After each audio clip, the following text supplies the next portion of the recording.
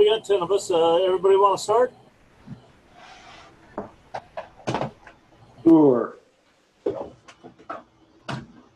Sure. Let's go ahead and get rolling. First of all, I wanted to tell everybody that we received a donation of some equipment. Probably the most interesting thing that we received. And this was from a member who made ukuleles and guitars. He was not a member of the Luthier SIG, but he was a San Diego fine woodworker. And he was moving out of town and was just packing up his Luthier capabilities and turned over some of it to us. So the one most interesting thing that I saw, I'm sorry, I'm getting some feedback on this now, just FYI. The one most interesting thing that we got was some fret cutting saw blades, both from LMI and from STUMAC. And they are blades with stiffeners. And then I got probably about 8 or 10 of the fret templates. I did not get a like a and there's no pin with it, so we have to get a pin. But the saw blades look to be in real good condition. I cleaned them. And the stiffeners were a little bit rusted, so I cleaned those also. Hey Mike, can you hold on for just a split second? I'm Sure. going to mute everybody and then unmute you, but it takes a second to make that happen. Okay. It'll make this go work much better. Yep. And now, Mike, if you can, oops, I'm sorry, I chose the wrong guy to unmute. I hate this, people move around. If you could unmute your microphone, Mike, we should be in good shape. Oh, okay. There we go. All right. Now, we don't have any place to put these, so I am keeping them in my shop right now. And if anyone wants to use them, all you have to do is just send me an email, and I will get them over to the member shop with your name on it. So, so like I say, it's both the there's the LMI set that has the real fine tooth blade that's very thin, and the STUMAC blades are a little bit thicker and a little bit coarser tooth. So, so I can get them over to the shop anytime you need. Just let me know if you need to cut some fretboards. I'm going to talk about fretboards a little bit more because it just so happened that I was in the process of making a fretboard at the time this donation came in. And I'll like I say, I'll talk about it later. We also got some cam clamps and a bunch of ukulele strings.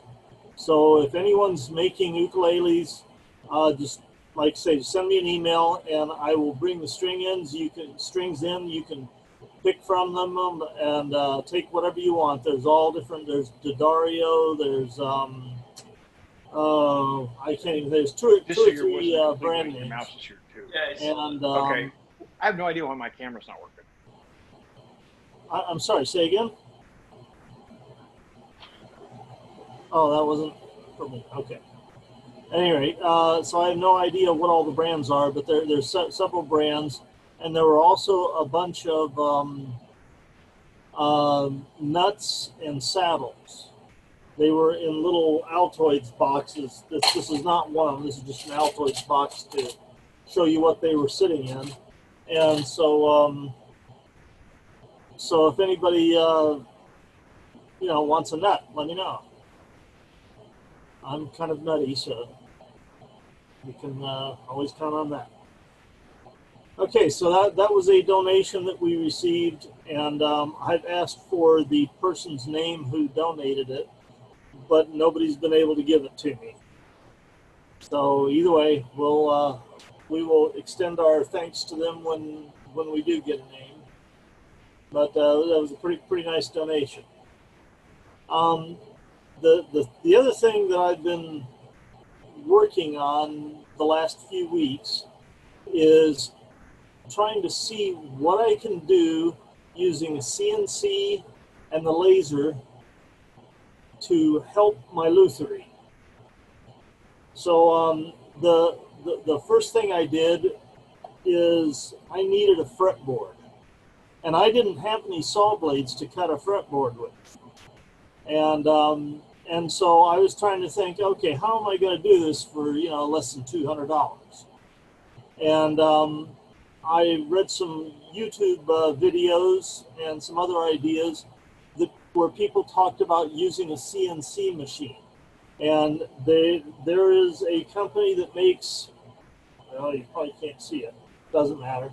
There's a .023 CNC End Mill. And .023 is the exact width of the frets. So so you have to buy one of these, at least one of these fret blades. Get it open here. There we go. Let's see if you can you see that at all? Now it's not in focus. It's a very fine end mill. It's almost like a hair. And so I knew it was a pretty good chance I was going to mess up at least one of them. So I bought 3 of them at a time at $20 a piece just to make a fretboard, which is ridiculous. But I wanted to see, how could it be done? And by the time I finished the process, I ended up with something that I thought was very good. Let's see if I can get this so you can see most of it.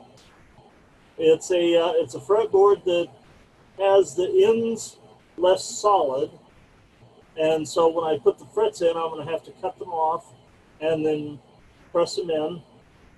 And this was made on a CNC machine, and it sits there and it starts at one end and goes back and forth a bunch of times, and then it goes right down the line, and then I switched to a 1/8 inch end mill, and I cut all the way around the edge of the fret. So even this curve that goes around the sound hole, this is a classical guitar, this curve that goes around the sound hole was cut on the CNC machine. Now let's see, I've got a poplar, I don't know if you can, anyway, there's a piece of poplar that I used for practice, and it worked perfectly the first time. Then as soon as I switched over to my Indian rosewood, which is I think a $10 piece of wood, I broke one bit and I messed up the wood and I did all kinds of dumb things. But after I figured out what I was doing right, it actually turned out to be a very easy thing to do. And so I'd be happy to help anybody that wants to try this on a CNC machine. I think this is the best way to make a fretboard. I'm totally going to use a CNC in the future. So so anybody that wants to have a lesson, just arrange time on the CNC machine, and I'll be happy to come in and help you. So another thing I did was using the laser.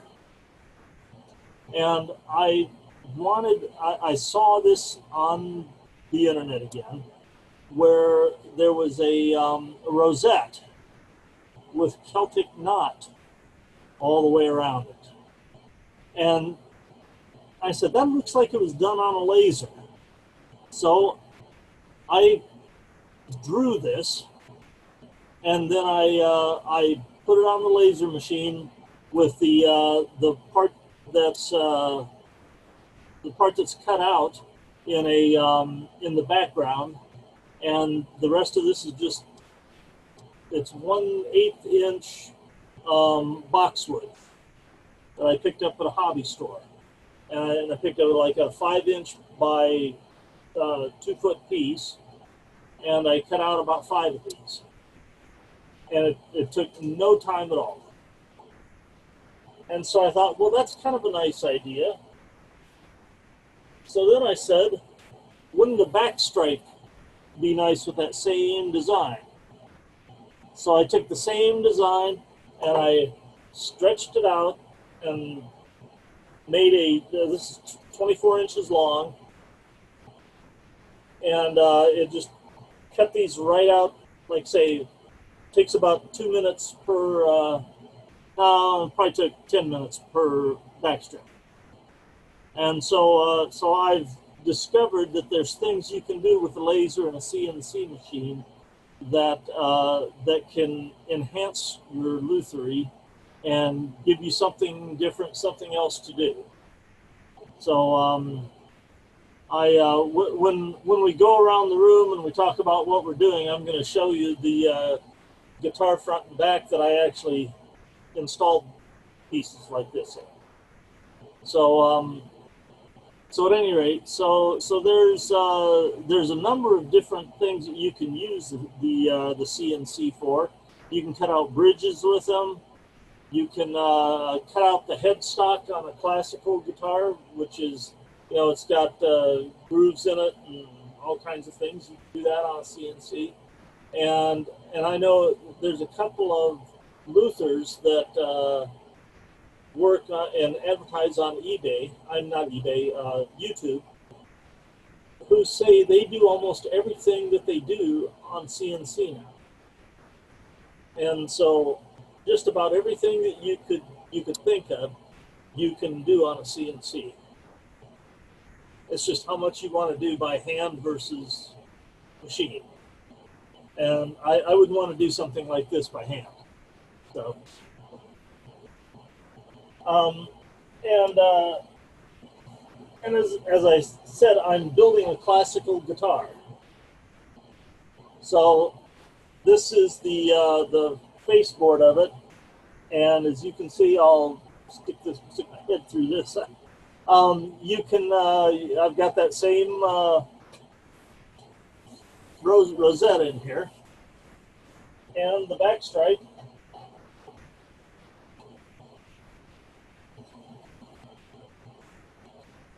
is on the let's see, well, I'm not going to be able to get this in there, but anyway, so that's the back stripe installed on a guitar back. And it was relatively easy to take a router, set up a couple of blocks on either side so that it couldn't go too far, and route a channel for that. And the other thing I'm going to do is I've got, as you can see, a couple of other pieces of this. So I'm going to put the in spline on the guitar to match it too. So that's what I've been doing. But I thought the whole idea of using a CNC was interesting to me. And so I started looking to see, gee, what kind of CNC machines are available for luthiers. And if you want to spend $2,000 or more, there's lots of them available. However, I don't have that kind of money to spend, so I was looking for something more in the $200 range. And I did find some possibilities, but there's nothing that would let you cut a 24-inch piece like this. But what I did find was some CNC machines that are 300 millimeters by 180 millimeters. And that's about, I think it's 12 or 13 inches by 8 or 9 inches. And those you can get for $200. And I am in the process of looking at them, trying to figure out, is there any way I can modify one of them or extend one of them so that I could actually cut a 24-inch piece of wood. And if I find anything or create anything, I will let you know. So, anyway, so that's what I've been working on. I guess I would like to go around the room. You'll have to unmute yourself, and then tell us what you've been doing or what's been going on. So, I'm sorry? Question. Yes. When you were cutting those fretboards with that teeny little end mill, what depth of cut were you using so that it didn't snap off? No, each groove in the board is cut in about 6 passes. Ah, So okay. it goes over, back, over, back, over, and back.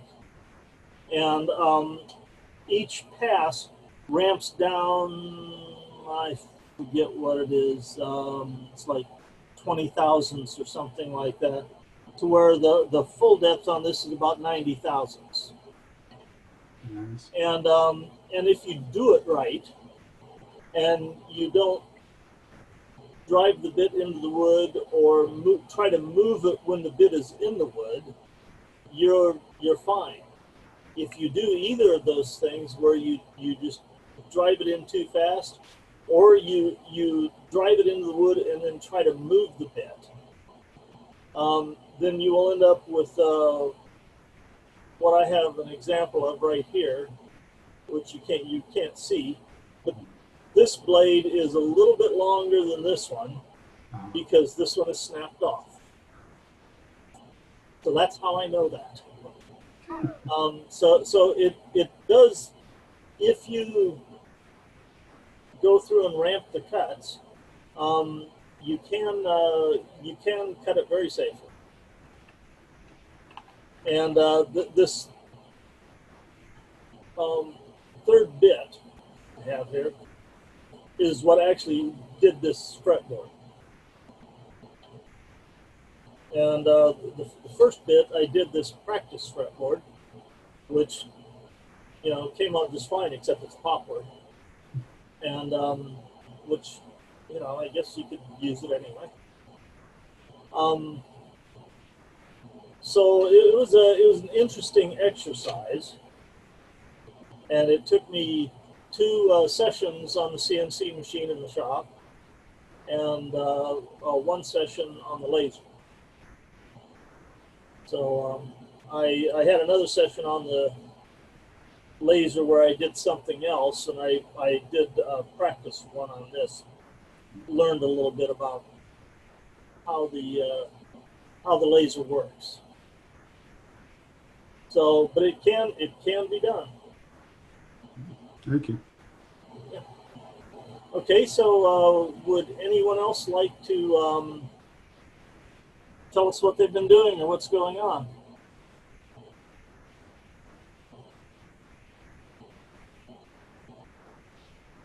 Oh, Robert or Dave or?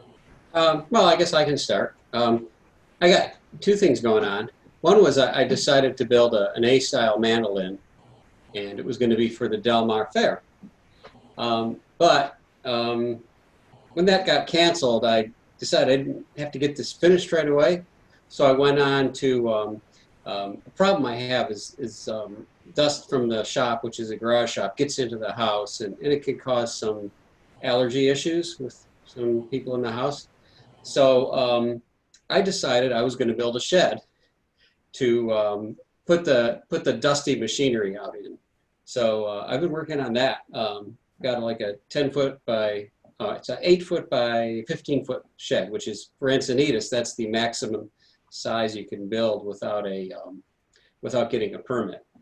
And so I've got it all laid out. I'm gonna have my table saw, my band saw in there, and a couple sanding machines. And so when I have to do anything dusty, I'll go out there and keep it out of the garage.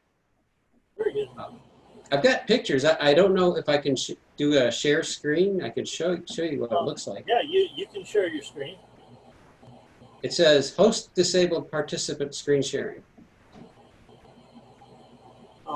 Mike, are you here with us? Yes. I'm still here with you. I'm turning the sharing screen on right now. Hey, Mike, Dave would like to share his screen.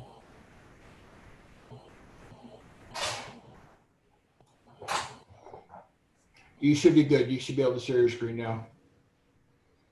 Dave, go ahead. Okay, give it a try, Dave. Okay. Are you getting that? Yep. Oh, okay. Perfect. So Nice. this is the mandolin project. I got this Graham McDonald book, which is pretty good, and it takes you through it. 4 different types of mandolins, one with a flat top and one with like kind of like a curved back. But this is full carved front and back. And I went with a little bit unusual wood here for the top side. I'm using some really tight grained Douglas fir I had around, and I've read that you can use Douglas fir for a mandolin, so I like the way it looks, and I think it might be kind of cool to do that.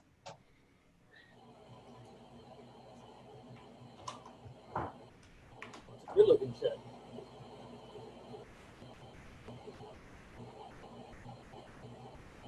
Dave, you're muted.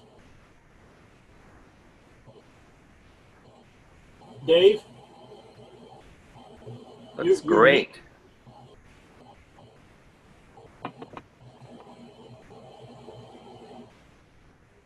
You're still muted. All right, how's that? There you go. Much better. Oh, how much of me did you miss? A lot. Oh, okay. Let me go back to the mandolin then. We heard some of that. All right, can you hear me now? Yes. Yes. Oh, okay, that's weird. I had my hand on the space bar, so apparently that it takes more than just that. So anyway, yeah, this is the shed. It's 8 feet by 15 feet, and there's going to be room inside for table saw and band saw and some sanding machinery, just to get all the dust and the noise out of the garage, which is attached to the house, so it'd be less of a dust issue. It's looking to be a pretty pleasant place to work too. Yeah. So, and let's see. And So you didn't need a permit for the 8 by 15? right, with 8 by 15, you don't need a permit. Okay, because the largest was 10 by 12, correct? Yeah, 10 by 12 is 120 square feet, so 8 by 15 is also 120. So I have to figure out how to run power out to it too, because table saw takes 220. So Could I more ask than- how much did the building materials cost you? boy, you know, I haven't been keeping close track, but I'm thinking around $2,000.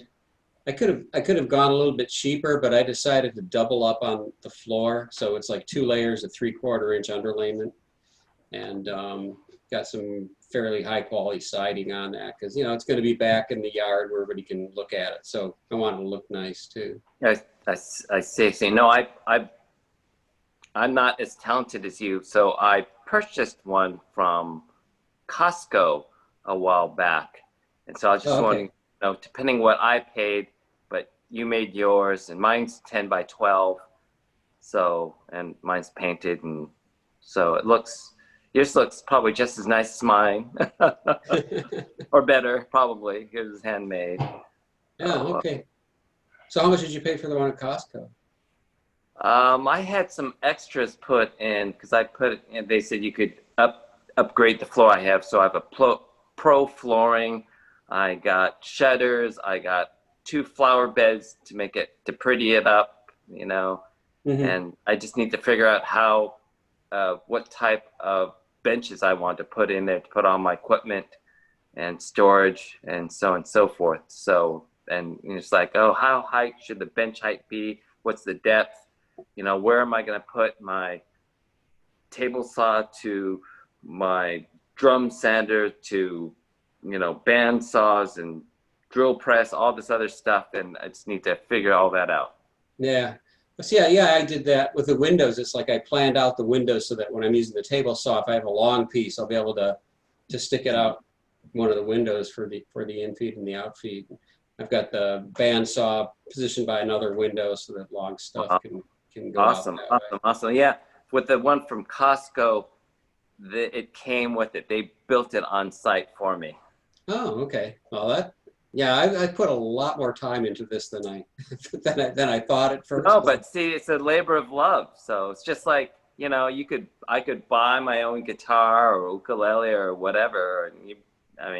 But the thing is, there's nothing like building something with your own two hands, and you have that pride and saying, I built that. Hopefully it looks good and other people will appreciate it, or they want to buy it from you. That's a compliment. Good luck moving it. So let's see if I can switch the picture over to the other one, since the mandolin here. Yeah, it's weird. It's like, maybe if I turn screen sharing off. Actually, I can't figure out how to do that either.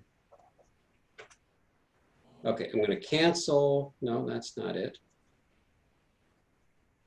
Huh.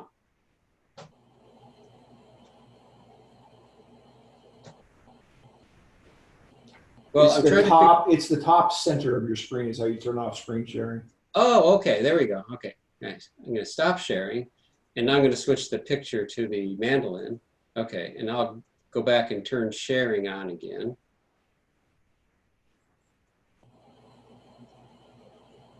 And how's that? Did y'all see a picture of the mandolin project book? Yep, you got it perfect. Okay, cool. So anyway, I said earlier, I guess you missed it, but I bought this book by Graham McDonald, which is pretty good, and he takes you through like making 4 different kinds of mandolins. I went with the curved top and curved bottom one. Showed you ways to accomplish that curve, and I went with a little unusual wood for the top, which is this tight grained Douglas fir, which I understand you can actually use as a tone wood, and it looks real. I like the way it looks, so we'll see how it comes out. But anyway, I guess that's all I've been doing. Okay. And we have a guest here tonight, Eddie Almada, who's got a request for us. Eddie, do you want to tell people what you... Hey, Dave. Yeah.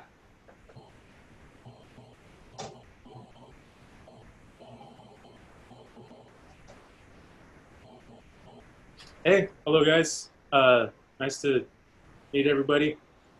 I'm a beginning woodworker, but I also play guitar.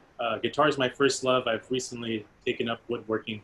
I do not have the skills to build guitars yet. It seems kind of lofty.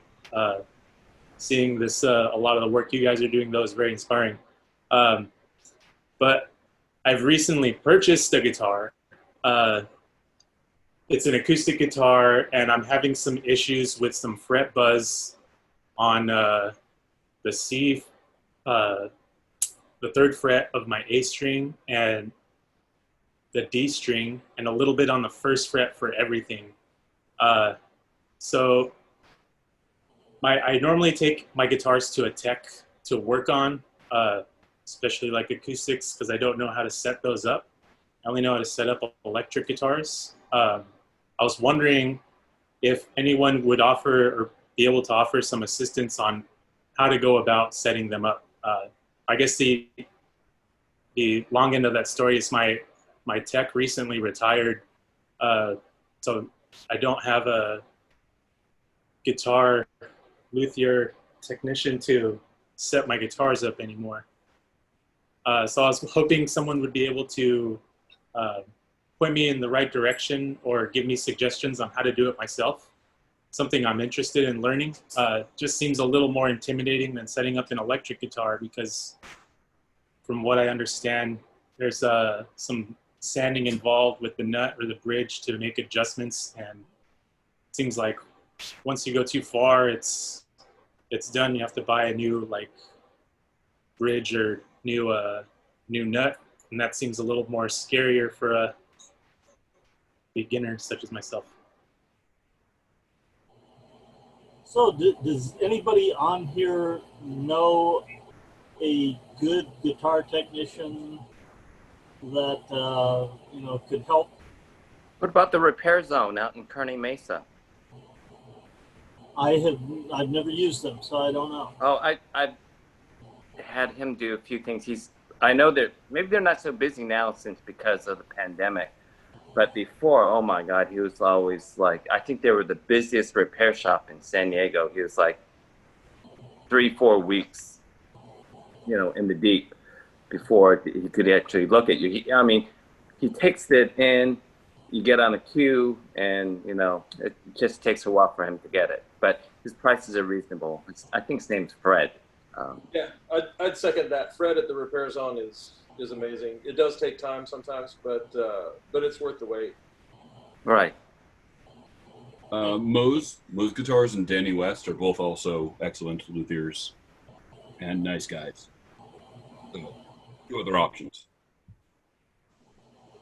How do you get a hold of them? Moe's, you can go to Moe's Guitar on La Mesa Boulevard.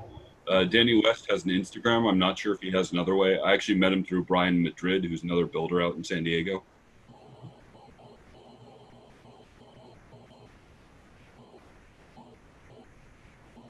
But I guess I would say it's probably tough to give any advice on doing it yourself without getting hands on the guitar and seeing it. Anything that I think any of us might throw out would probably be a guess without getting our hands on the guitar. Right, you have to take a look at it. I don't know. I'm also a novice luthier myself, and I would say, well, I don't know, just bring out my handy dandy fret rocker and see if even the frets are level. As a start.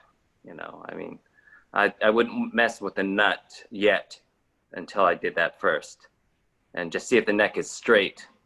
And then, depending if there's a truss rod and everything else, and if there's fall through or relief or whatever, and before you do anything, that's what I would start with. But there's a lot that goes into the whole setup of the guitar. So, right. You got to end up leveling your frets and setting the action right, using the saddle, the nut, the frets, everything. So you've got at least a couple of names there, Eddie. There's also there's a shop up in Oceanside that has a guy who used to work, I think he used to work at Buffalo Breath, which was a store in Carlsbad. Buffalo Breath has gone out of business, and I think they've, Fortunately. with this shop in Oceanside, and they've got a guy there that does setups on guitars too. So that's another source you can look for. Anybody else? Any other persons or?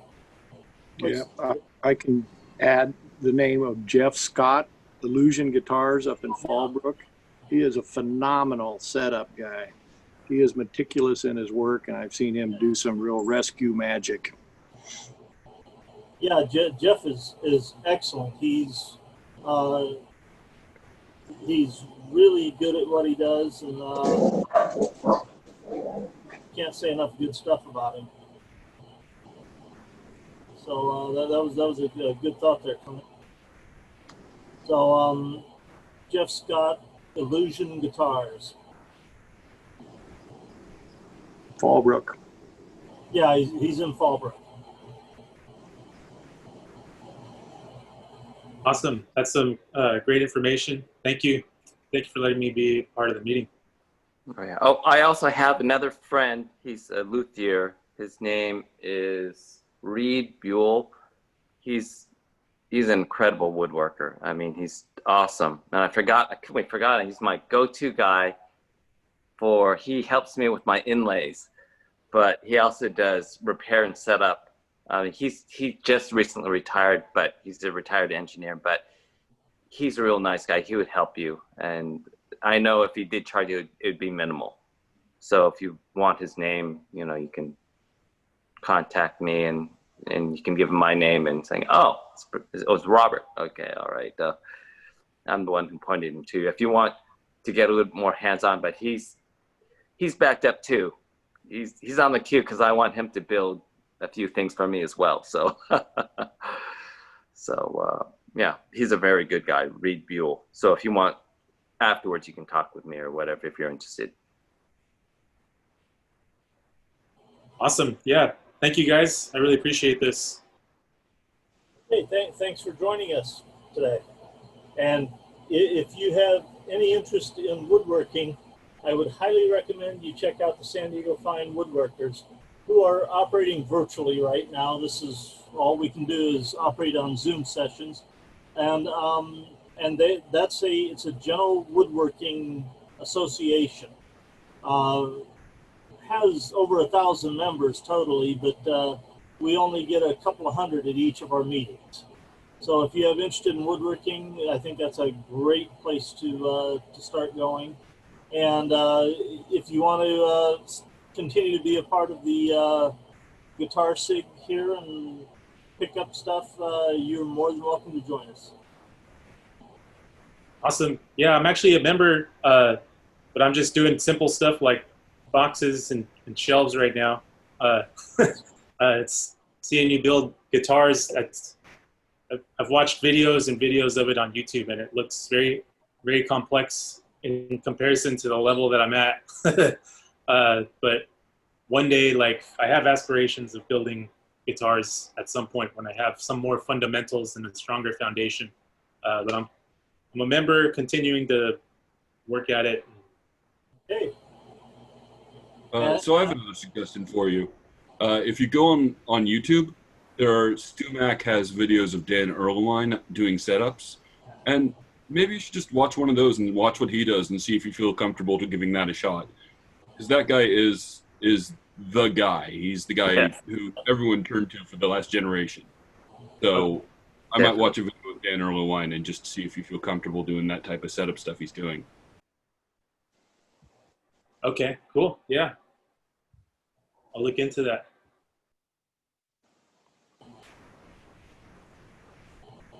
Okay, would anyone else want to share what they're working on or what you're doing?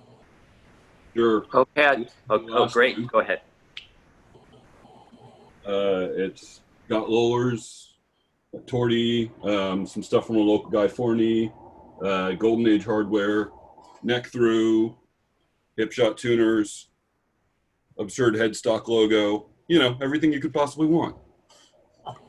Hey, Mike, slow down the showing a little bit so we can see it. It's a great guitar. Perfect. Back it up. Just excellent. Perfect.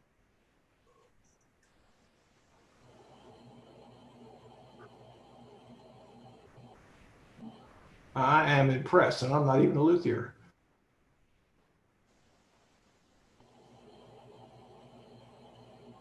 Yeah, so it's got a winged board for the inlays, also the side dots.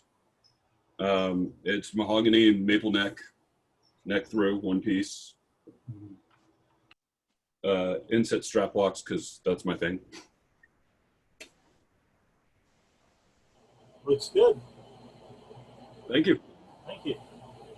You can't really see it in this light, but there's a little bit of gold pearl in that white too.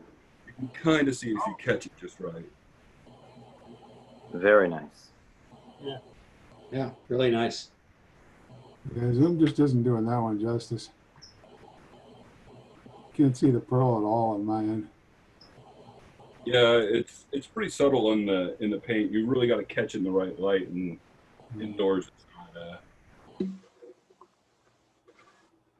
There you go, like right there. Can you see it a little bit? Maybe, but I could be imagining it too. Yeah, it's a very subtle effect. I wanted something subtle, but yeah, it doesn't really show up on camera and on indoor lighting very well. It's also completely round. I got a 7/8 round over it and just went total bubble shape.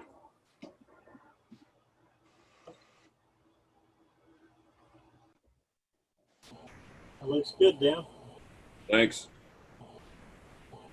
Thank you. How about you, Steve? You got anything going on? Yeah, maybe I'll jump in here and maybe give some encouragement to Eddie.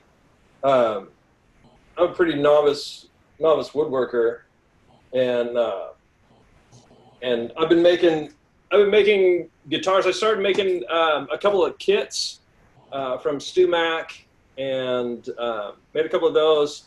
Made a couple of guitars where I bent the sides myself and did all that. And then I went off on this sort of crazy tangent of making square guitars.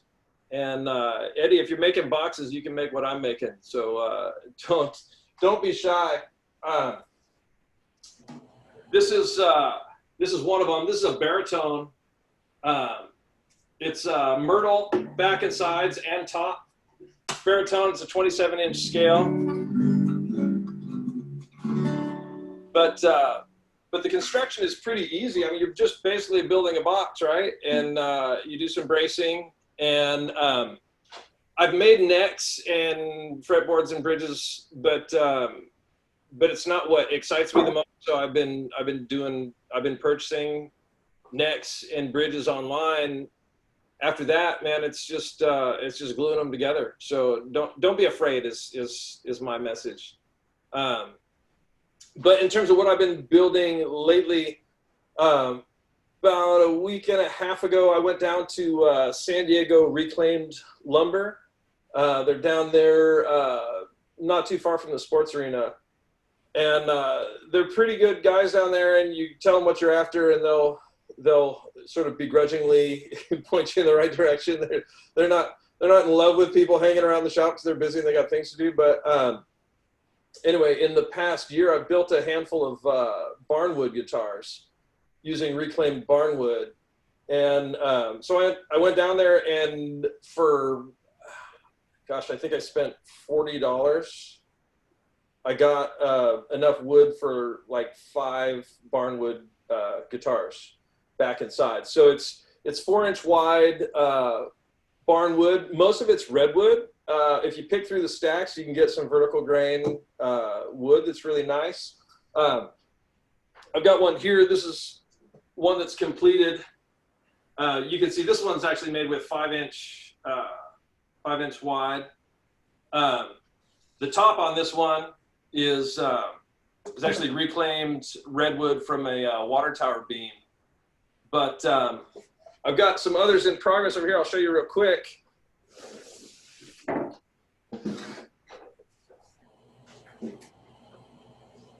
Where the top, I'm also using the reclaimed redwood barnwood. The sides are just plain old barnwood. You can see I'm using a natural knot hole as a sound port, and just not afraid to use the knots and make it interesting. The insides are braced like a typical guitar. I've experimented with a bunch of different bracing patterns, but I just use a traditional X bracing on the top and a ladder bracing on the back, and that's what I've been up to. Sounds good. Yeah, it's different anyway. And Eddie, don't be afraid to try it. Just go for it, man. Yeah, it looks cool. Thank you. Yeah, I like that style. It's like a Bo Diddley guitar. Yeah, yeah. Well, there's a whole genre you guys are probably all familiar with, the kind of cigar box guitar world, and it's a super cool, like, creative outlet. I was always frustrated with a lot of those cigar box guitars. The design is such that the neck doesn't allow the top to vibrate properly. So I took that idea and used more traditional bracing pattern and traditional necks and stuff. And the guitars, to my ear, sound great and play great. I use them for gigs, and they're definitely unique enough that people are like, "Whoa, what's that?" You know, and always a good conversation starter.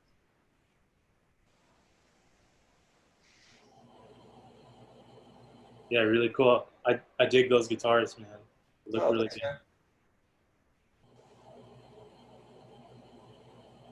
Yeah, I would echo what he said about not being afraid to try it. Just do it. I mean, the worst you're going to do is ruin some wood. and waste time.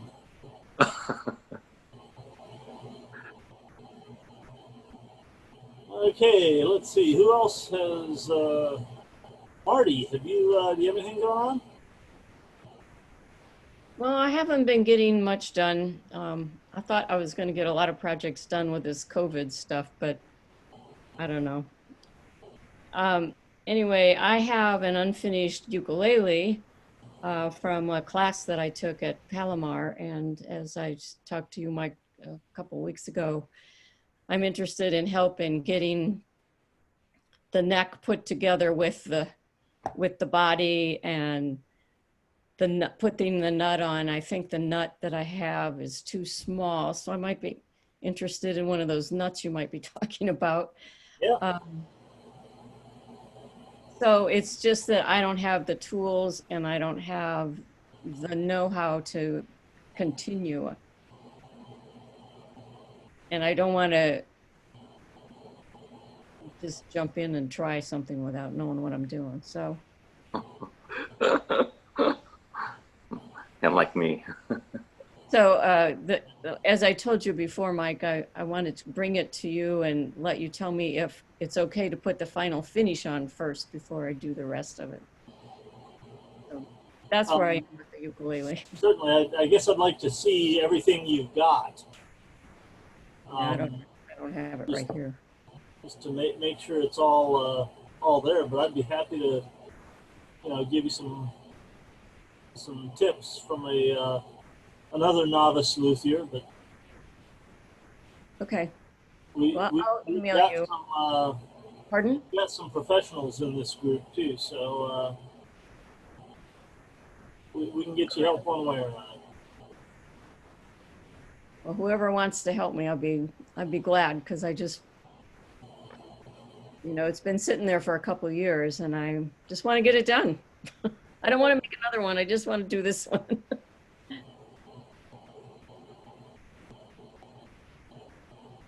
Okay. Let's see. Steve Corwin. Sorry, I think I went by you. You been doing anything? Yeah, I've also been working on using a CNC for electric guitars in my case. And I'm not really up to cutting wood, so I've been cutting a whole bunch of Umular, the pink foam insulation. This is my most complete one to date because it actually has two sides. This kind of stripe is just a seam where I was gluing scraps of foam together. But this is the first one where I actually cut like the back and then flipped it over and cut the front. And that was a pretty big milestone for me. Right now I'm working on cutting the hole on the side. That's the next goal for the output jack. But that involves cutting a hole in the bed of my CNC machine. So as you might guess, that's been a very slow and cautious project. So, maybe in a month or two, that one will be ready. Yeah, that's what I've been doing. I'm just using these Forney 7/8 electro sockets. It really just needs a 7/8 Forstner. It's real fast and simple, and I don't know how comfortable you are with the hand drill, but you don't really even need a CNC if you want to do it. You could just do that right on the side. Well, the thing I've been driving myself nuts with actually is exactly that part, but I want to recess it. I don't like the flange sticking out on the top or on the side of the guitar. So that means you need a 1-inch hole that's very shallow, that's perfectly concentric with your 7/8 inch hole. And I've done that 3 or 4 ways, but I'm not real happy with any of them. Yeah, when I do that, I do the 7/8 Forstner, and then I get the step bit and put the step bit in just as far as the lip of the actual electro socket. Ah. Do you happen to know what kind of step bit you have? I haven't looked at any that seem suitable. The cheapest one on Amazon that had good reviews. Okay, well, that's good to know. Thank you. I've never used it for anything useful, but you can also find them at Harbor Freight Tools. Yeah, I have a Harbor Freight one, but the way it was angled, it didn't look like it was going to do a good job to me. So I guess I've never actually tried it.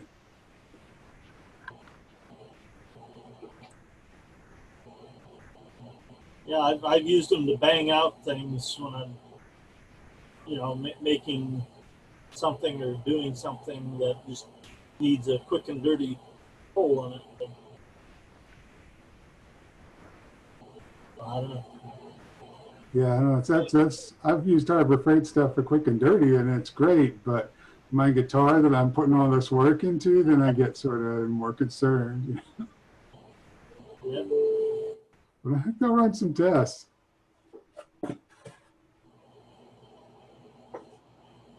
Okay.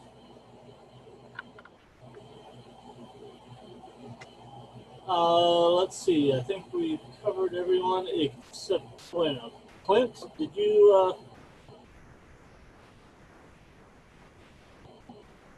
Oh, Yeah, I'm here. okay. Did you have anything else you wanted to share with the group? Or? Just the last 3 ukuleles I make. I only have 2 of them left here. I'm going to keep them for myself, I think, just because they were a lot of fun to build, though. Is the camera on? Do you want to see them? Oh, yes. Sure. The camera's not on, but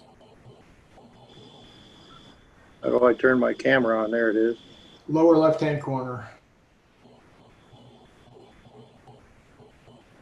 Don't see it in the lower left. I see it in the lower right.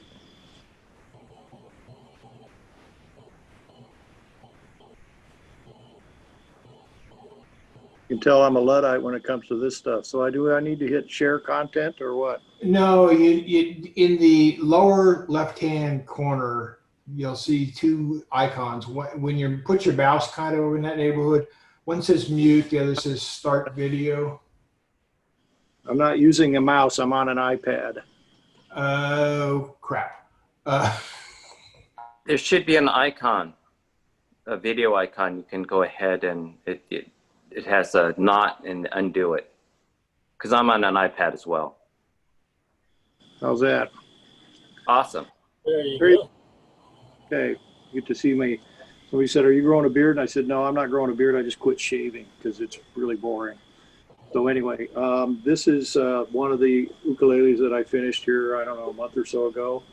This is a tenor ukulele made out of a piece of myrtle that was given to me by a builder up in Oregon. And he donated this wood, and I went, "That's real pretty stuff. I think I'll make something out of that." So just a tenor ukulele with some curly maple binding, some purfling, a rosette that was just a fun little project to do. Funky looking bridge that, what the hell, everything I built, I just want to try something different. Rosewood fretboard, mahogany 5-piece neck that I made, and then it's got Goto planetary tuners, and then this is a portrait of my dog, Rosie. She's a Wheaton Terrier, and I decided to try a little marquetry on the fretboard just for shits and giggles. So anyway, it's fun. It really sounds great. It's out of tune, but that's one thing I've been doing. The other ukulele that I just finished not long ago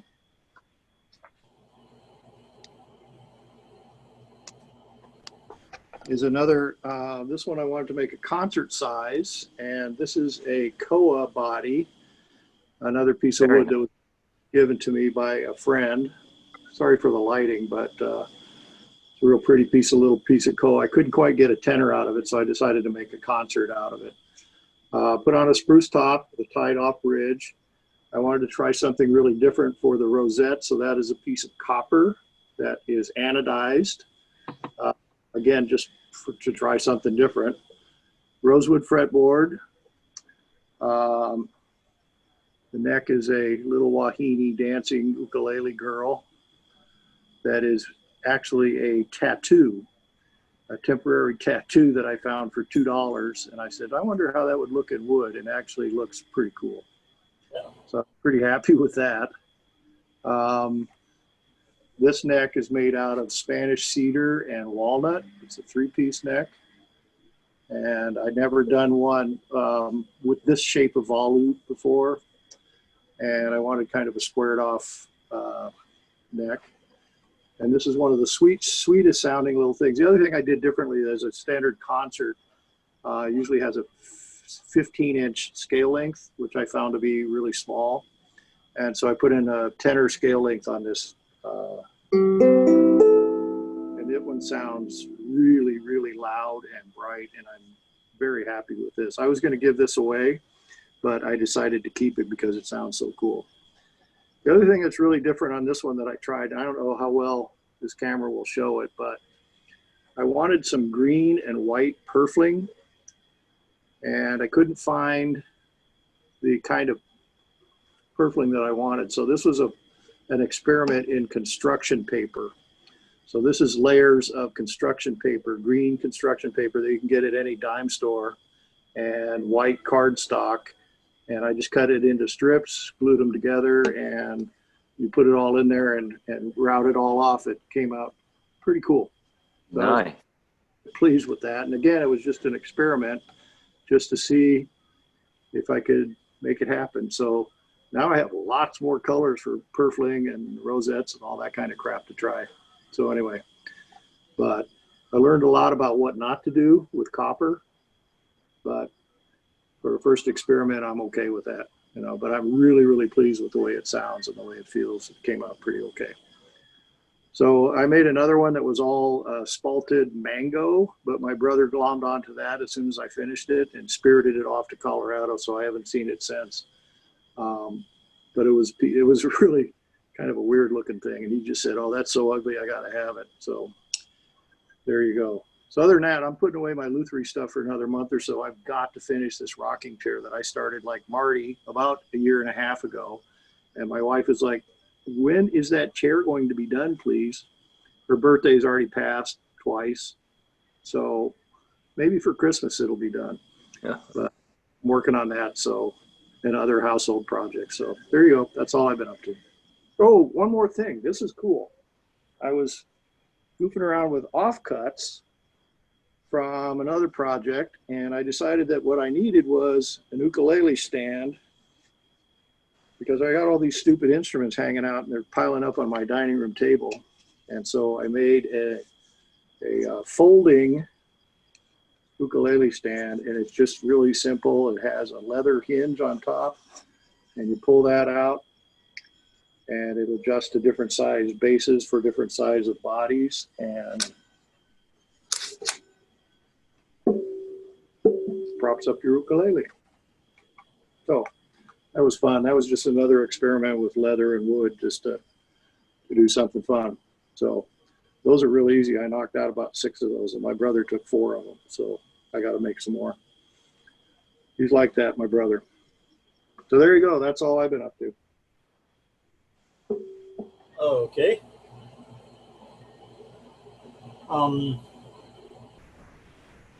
Is there anyone else that has anything now?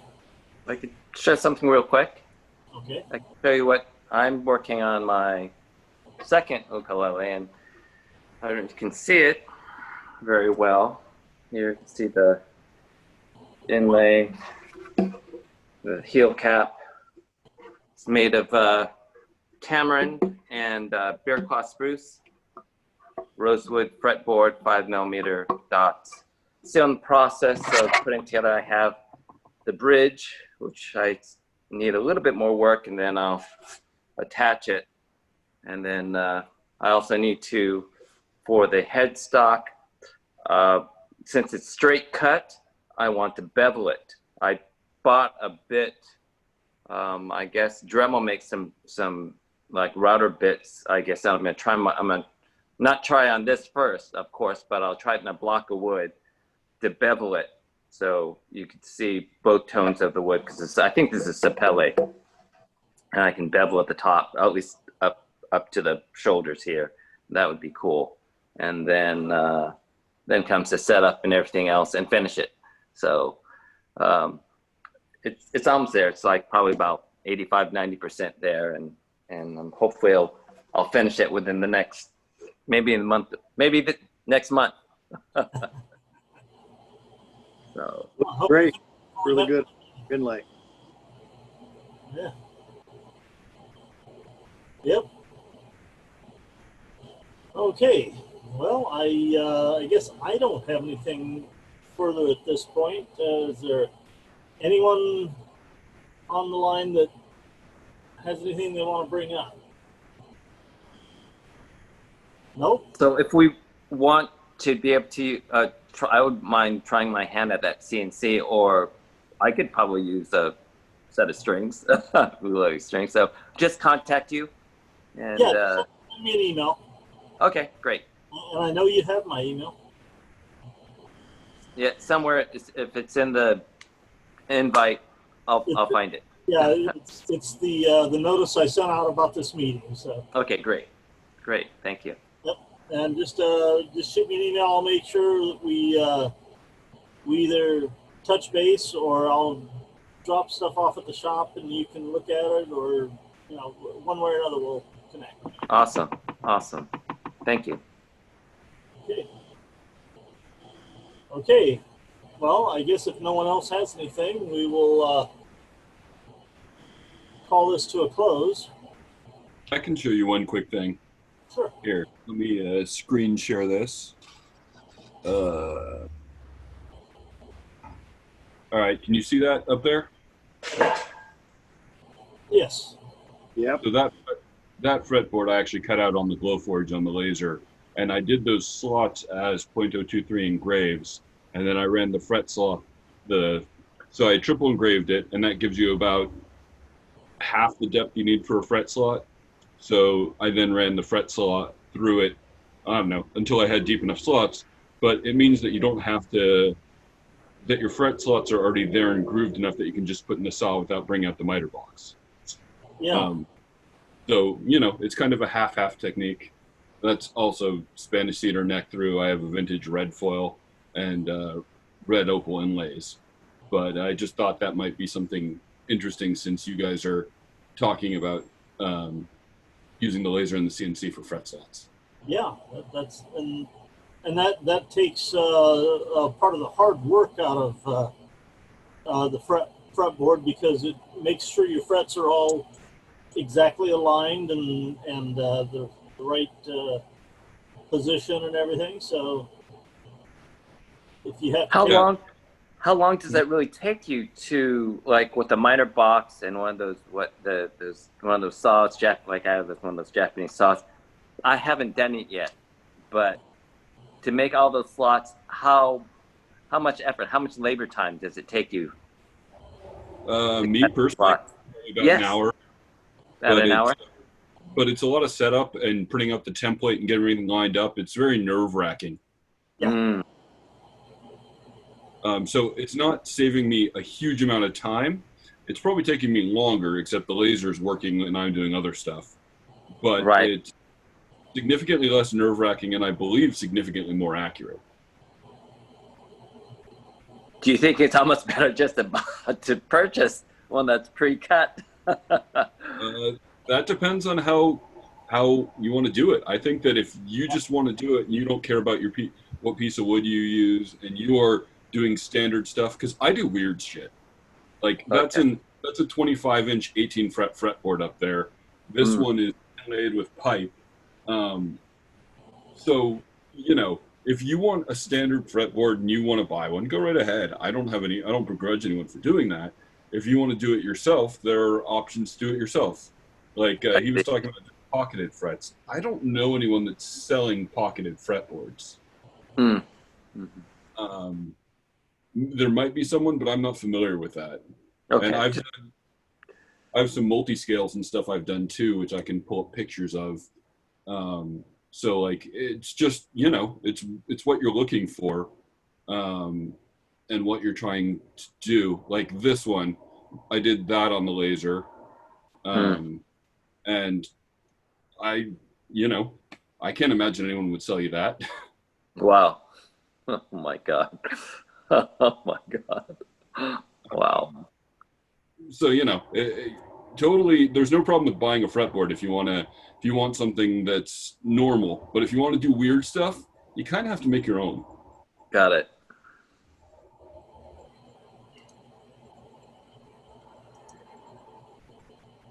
Okay. So that's all. That's That's good. Thank you.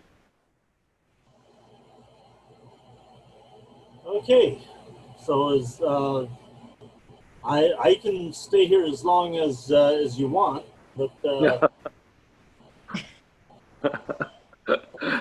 I'm sure. And we'll check on you in the morning, Mike. Yeah, I can tell you where I'll be in the morning. Thank you for organizing this. Oh well, I'm glad to. I'm glad we finally, got together and did one of these. Been meaning to do this for the last couple of months, and Let's do it again. yeah, I definitely think so. Okay, so we'll probably have another one of these next month. Great. Okay, good night, everybody. All right, thanks a lot. Thank you. It's fun. You. Yep.